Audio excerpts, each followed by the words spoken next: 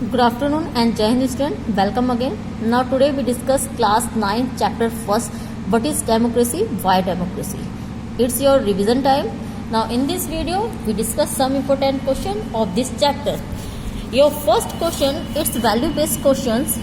Your first question, describe 5 features of non-democratic Pakistan under General Pervez Musharraf, and state 3 features of a non-democratic government in Pakistan under General Pervez Musharraf, or why Pakistan under General Pervez Musharraf should not be called a democracy. Explain any 5 reasons. General Pervez Musharraf led a military coup in order 1999, which overthrew a democratically elected government and declared himself a chief executive of the country. Starting में हम सबसे पहले इस chapter के starting में ही हम पाकिस्तान की story के बारे में रीड कर चुके थे. पाकिस्तान के जो प्रेसिडेंट थे जनरल परवेज मुशर्रफ, उन्होंने क्या किया था, वो मिलिट्री coup के चीफ मेन थे और उन्होंने क्या करा था, वहाँ की गवर्नमेंट को हटाकर, वहाँ की डेमोक्रेटिक गवर्नमेंट को हटाकर खुद कंट्री के चीफ एग्जीक्यूटिव बन गए थे. He change his resignation from the chief executive to the president of the country और कंट्री के प्रेसिडेंट बन गए. In 2002, he held a referendum in the country that granted him a 5-year extension, but the referendum was based on malpractice and fraud. उन्होंने 2002 में एक referendum करा जो पूरी तरह से रॉन्ग था, इलीगल था. उसमें 5 ईयर एक्सटेंड कर दिया गया था. इसके according he amended the constitution of Pakistan bye legal framework order in 2002. According to it, the president can dismiss the national or provisional assembly. जो अमेंडमेंट किया था उसके अकॉर्डिंग लीगल फ्रेमवर्क ऑर्डर था 2002.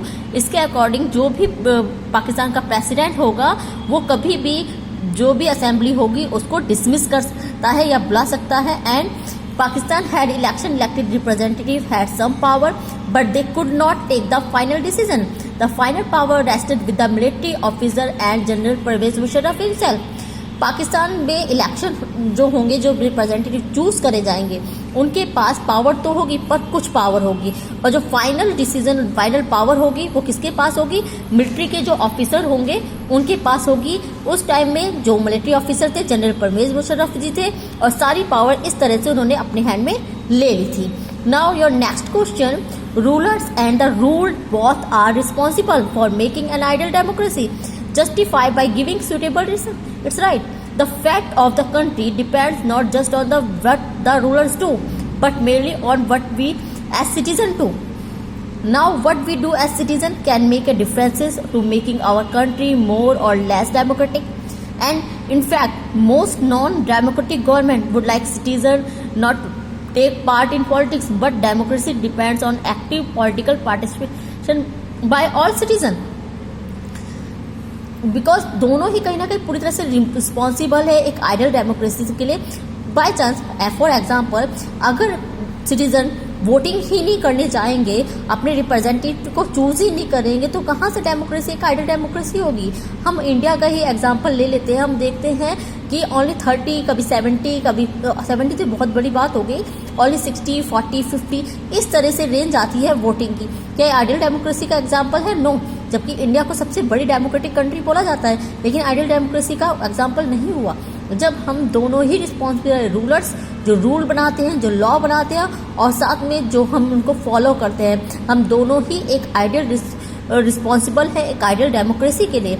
इन a democracy every citizen must be able to play equal role in decision making and both the rulers and the rule should try realize the ideals of democratic decision making. Now your next question, democracy is the only peaceful solution to the problems of a socially diverse country like India.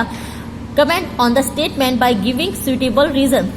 Democracy provides a method to deal with difference and conflict.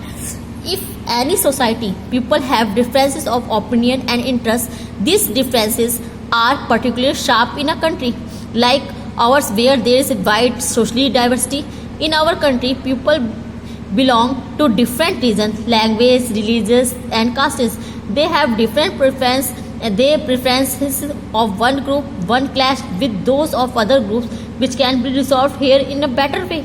In a democracy, no one is permanent winner and no one is permanent loser. Different groups can live with one another peacefully, and democracy provides economic, social opportunity to all. And so, keeping the mind the diversity of India, democracy is the only solution. हमारे यहाँ कभी भी election में ये नहीं किसी एक के पास सारी पावर रहती है, नो। जो इलेक्शन में हमेशा एक ही पार्टी नहीं जीतती है, सबके पास कहीं ना कहीं फुल अपॉर्चुनिटी रहती है कि कोई भी पार्टी इलेक्शन में विन हो सकती है। इस रीजन से किसी भी एक पर्टिकुलर न रीजन का, किसी का भी कास्ट का सपोर्ट नहीं होता है। कोई भी जिसको भी सिटीजन की सबसे ज़्यादा वोट मिलेंगे वो सपोर्ट में आती है, और इस रीजन से कभी भी कोई कन्फ्लिक्ट या डिस्प्यूट होता है। हमारे इंडिया में फ्रेटर्निटी है, सोशलिज्म है।